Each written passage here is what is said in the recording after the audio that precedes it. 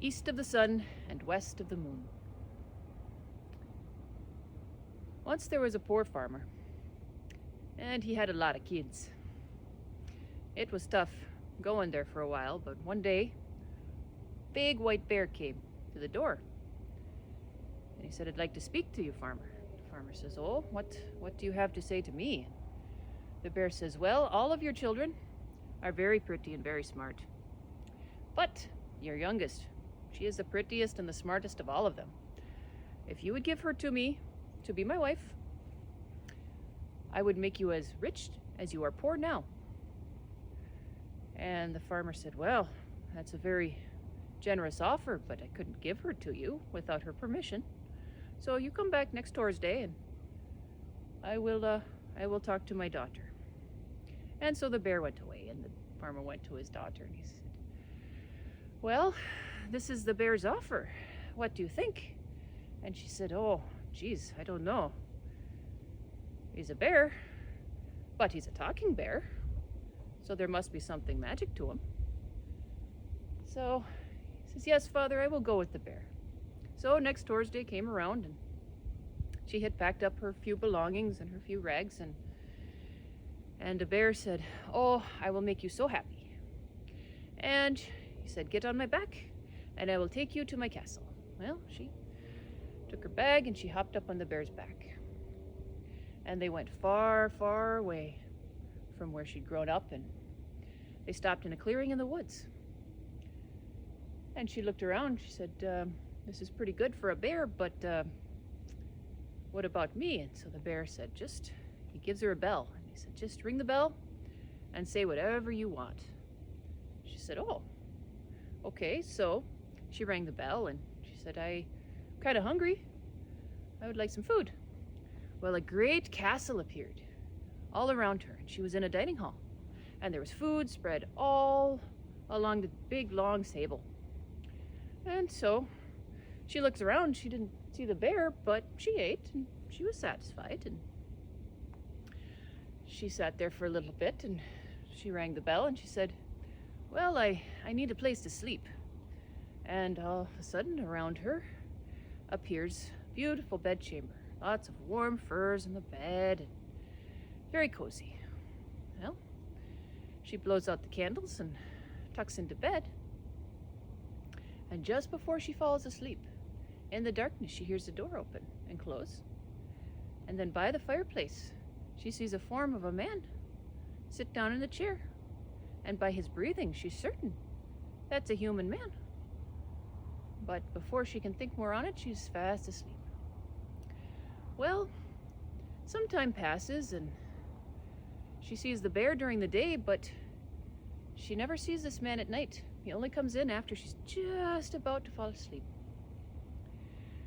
Well, one day she says to the bear, "I miss my family quite a bit. Is there a chance we could visit them?" The bear says, "Oh, sure, yeah, we could visit your family, but I must warn you. Your mother is going to try to speak to you alone. And when she does this, you must not do that because you'll make both of us very unhappy." And she says, "Well, what do you suppose my mother's going to say?" And he says, "Just don't speak to your mother alone and all will be well."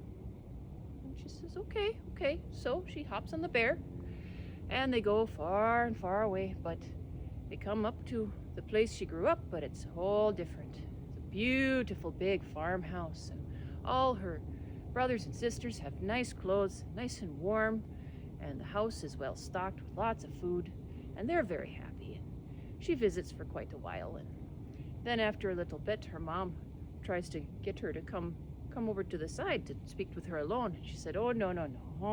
But her mom persists, and she can't really turn down her mother, so she goes to talk to her mother. And her mother says, "What is the deal with this bear? I am very, very suspicious of this bear."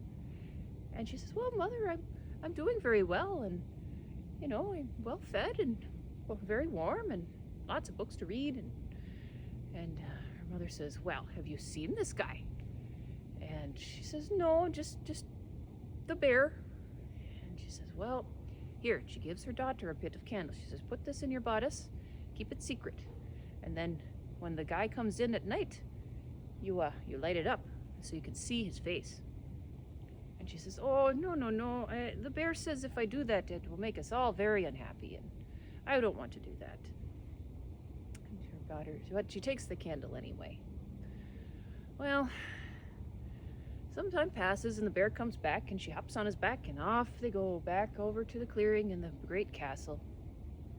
And the bear says, did your mom do what I said she would? She says, yes, but I didn't listen to her. So bear says, okay, because if you do what she said, it'll make us both very unhappy. Well, night comes, and she tucks into bed, and she hears the door open and close, and the form of a man comes over and sits in the chair and goes to sleep. And she gets up and she lights the candle, and she goes over to him, and oh, he is so pretty. This man in the chair, he's so beautiful. And she can't help but want to lean over and kiss him on the forehead, and so she does. But 3 drops of tallow wax drop from the candle, and the man wakes with a start and says, oh, no. If only you could have waited a year. Now I have to go back and marry a troll because I am cursed. And she says, well, can't I come with you? And he says, no, you can't come with me. And she cries because she doesn't know what to do, and suddenly the castle disappears, and the man disappears, and she's left all alone with just her rags.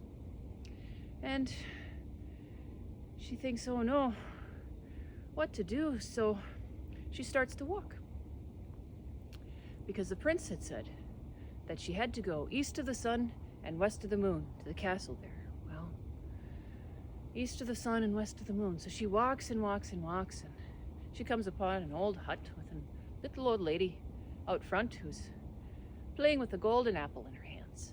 And she says, ma'am, do you know where I can find the castle that's east of the sun and west of the moon?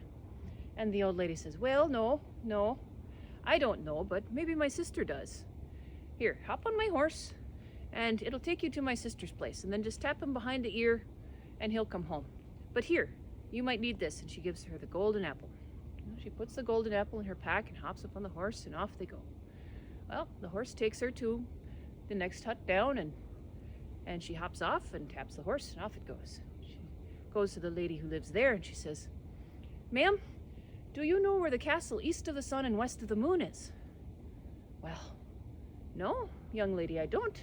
And she sets down her golden carding combs, and she thinks on it a minute, and she says, well, maybe my sister will know. Here, hop on my horse and take these golden carding combs, because I bet you'll need them. And the horse will take you there, and just tap him behind the ear, and he'll come back home. Okay, so she hops up on the horse and takes the golden carding combs and tucks them away, and off they go. And they come to a third house, and she hops off, taps the horse. Horse goes off, and then she says to the next lady, ma'am, do you know where east of the sun and west of the moon, where the castle is there? And the lady says, well, she sets aside her golden spindle and says, no, I don't. But I have spoken to the south wind, and perhaps the south wind would know. Well, how do I get to the south wind? She says, well, hop up on my horse, take this golden spindle, because I'm betting you're gonna need it, and just tap it behind the ear. It'll take you to the south wind. So she hops, she puts away the spindle, she hops up on the horse, and off they go. And she arrives, and she sees the south wind, and it's blowing very gently. And she hops off the horse, taps the horse goes off. And she says, oh, great south wind, do you know where the castle east of the sun and west of the moon is? And the south wind says, no, I don't. I've heard of it, though. Maybe the east wind would know. So hop up on me, and I'll blow you over to the east wind. So she hops up on the south wind, and they blow over to the east wind. The east wind's a little bit stronger, but still pretty gentle. And she hops off and thanks the wind, and says, oh, great east wind, do you know where the castle east of the sun and west of the moon is?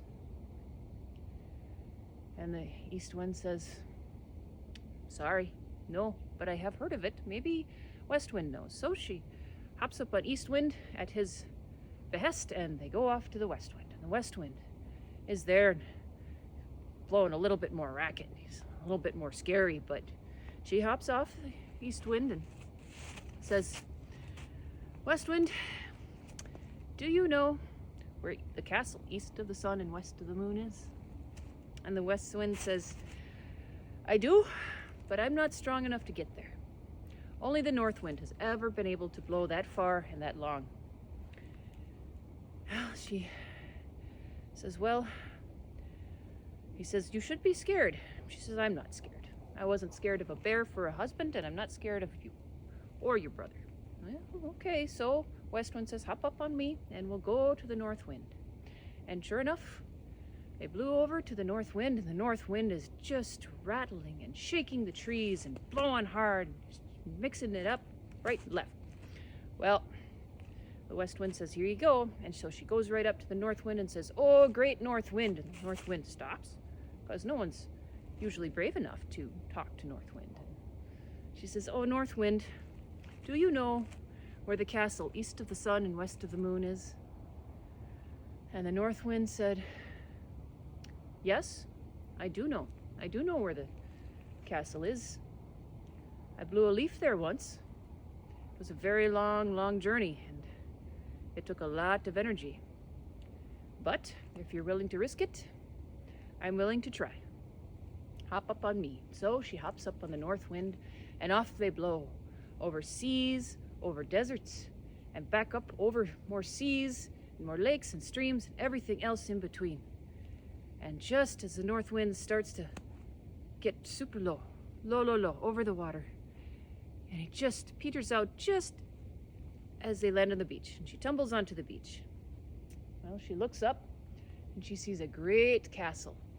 And all around this castle are trolls, as far as the eye can see. Well, she's not afraid. So she goes up, talks to someone. She says, "Excuse me, is this the castle east of the sun and west of the moon?" And they said, "Yeah, sure enough." And she says, "Is there a prince in there?" And they said, yeah, the prince returned." Well, she says, "I very much want to talk to the prince." "Well, there's only one way to do that, and that's to give them something that they want." So she thinks on it a bit, and she goes over and she sits beneath the window, and she says, she starts singing a little bit, and she starts playing with the golden apple. And soon enough, the princess comes out, says, "Oh, that's a pretty little apple you've got there. I want it. What would you trade for it?" The girl goes, "Well, I very much want to see the prince in this castle." And the princess says, "Well, okay, for that apple, you can see the prince."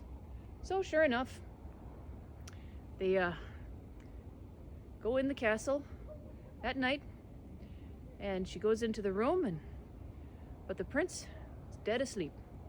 Not for crying, not for wailing could she wake up the prince. Well, day breaks, and she's herded back outside. Well, now she's got a conundrum. She doesn't know what to do. So she gets out the golden carding combs, and she starts thinking. And the princess looks down and sees her with the golden carding combs. She wants those golden carding combs. She's a very greedy troll princess. Well, she comes outside and says, "Well, for those golden carding combs, you can come see the prince again." And she says, oh, that would be wonderful. Thank you. I would very much like that." So that night, the princess ushers her into the room, and the prince is asleep again. And the prince, not for crying or wailing or shaking, will he wake up. Well, she's ushered out in the morning, and she doesn't know what to do. So she gets out the spindle and starts making thread. She's thinking. But meanwhile, inside the castle, there's some people in there next to the prince's room, and they heard the crying and the wailing of the girl, and they told the prince about it, and he said, "Oh, they must be putting a sleeping draught in my tea at night. That's why I can't wake up when she comes." So that day, the troll princess sees the girl with the golden spindle and comes out and says, "I want that golden spindle. You want to see your prince one more time, or to be married?" tomorrow. And the girl says, yes, I very much want to do that. And so that night, unbeknownst to the princess, the prince doesn't drink his tea. So when she's ushered into the room, the prince is awake, just pretending to be asleep. And when the door shuts and the girl comes over, he comes up and he hugs her and says, oh, I'm so glad to see you. I can't believe you made it this far. And she says, well, I'm not afraid. I wanted to find you, and I did. He says, well, nothing for it. It's the curse. I need to marry this girl tomorrow. And he says, now wait a minute. And he takes out the shirt with the 3 drops of tallow wax on it. He says, you know what? Here's the thing about trolls. They can't wash for anything. They can't really clean anything for real. So what I'm gonna do is I'm gonna say that anyone who can wash this shirt I will marry. And if no one can wash the shirt, I can't marry him. All right. Well, next day, Prince pretends to be asleep, and girl's ushered out, and sure enough, next day, he comes to the troll queen and says, I'm not gonna marry anyone unless they can wash these 3 spots of tallow wax out of this shirt. Well, the trolls didn't see this coming, so first the princess tries to wash the tallow wax out, and it just turns out all yellow and icky. And then the queen tries, and then a bunch of other trolls try. They cannot. And he says, you know what? I bet that girl out there could wash it. And they said, yeah, right. If we can't, they can't. So, come on, bring her in. We'll see what she can do. And, well, sure enough, girl comes in. She gets out her soap, and she scrubs those 3 spots clean. This shirt is whiter than the whitest snow. Well, this makes the trolls very, very angry. They get so angry and wound up, and they turn purple and pop. And all of a sudden, all the other trolls popped, and the castle is gone. And it's just the young prince and the young girl. And so, sure enough, they find a boat, and they sail away, and they sail back to the prince's lands, and they get married, and they are together happily ever after. The end.